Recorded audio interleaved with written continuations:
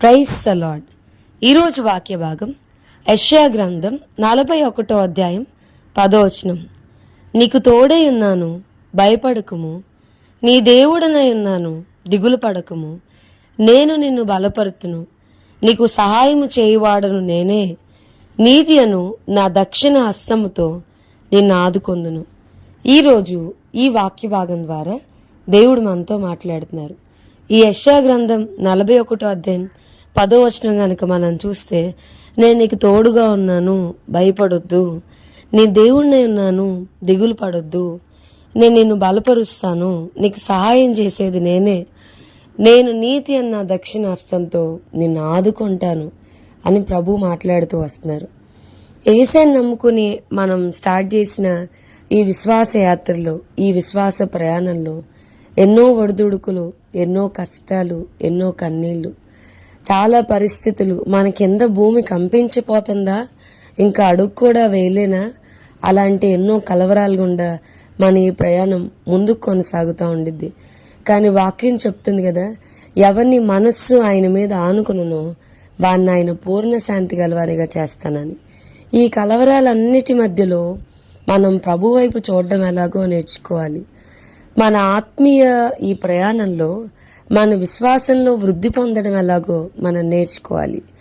పరిస్థితులన్నిటి మీద దేవుని మీద ఆధారపడడం ఎలాగో, ఆయన మీద ఆనుకోవడం ఎలాగో మనం నేర్చుకోవాలి.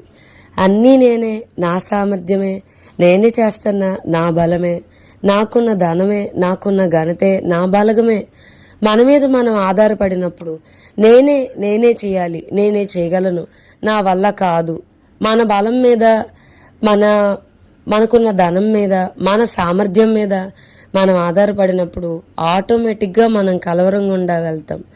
నేను చేయలేనేమో, నా వల్ల కాదేమో, నాకు అవమానమేనేమో.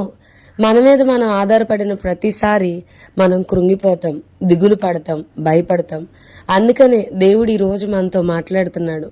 దయచేసి ప్రియమైన వారలారా, నేను నీకు తోడై ఉన్నాను, భయపడొద్దు, నేను నీ దేవుడిని ఉన్నాను, నువ్వు దిగులు పడొద్దు, నిన్ను బలపరిచేది నేను, నీ బలముతో, నీ సామర్థ్యంతో కాదు, నేను నిన్ను బలపరుస్తాను, నేను నీకు సహాయం చేస్తాను, నా దక్షిణ హస్తంతో నేను నిన్ను ఆదుకుంటాను.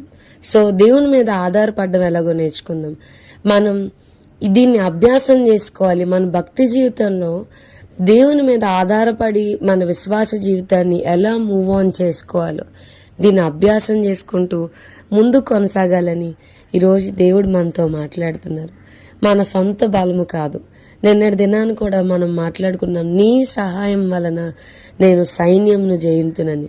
మించిన బలవంతుల చేతిలో నుండి ఆయన విడిపించదగిన సామర్థ్యం గలవాడు, విస్తారమైన సైన్యం చేతిలో ఓడిపోకుండా చేసేవాడు. అందుకనే కీర్తనకారుడు అన్నాడు, 10,000 మంది దండెత్తి నా మీద మోహరించినా గాని కావున నేను పండుకొని నిద్రపోయి లేచెదను అని అంటా ఉన్నాడు.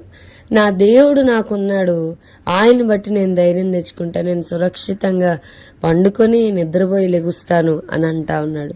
సో మన ఈ విశ్వాస జీవితంలో కూడా మన కింద భూమి కంపించిపోతున్నట్టు అనిపించినా కానీ ఇంకేమీ లేదు, కంప్లీట్గా నిస్సహాయ స్థితిలో నేనున్నాను, నా వల్ల ఏమీ కాదు అని అనిపించినా కానీ, ఈ లోకమంతా ఏకమై మనకి వ్యతిరేకంగా నిలబడినా కానీ మన దేవుని మీద ఆధారపడడం ఎలాగో నేర్చుకుందాం.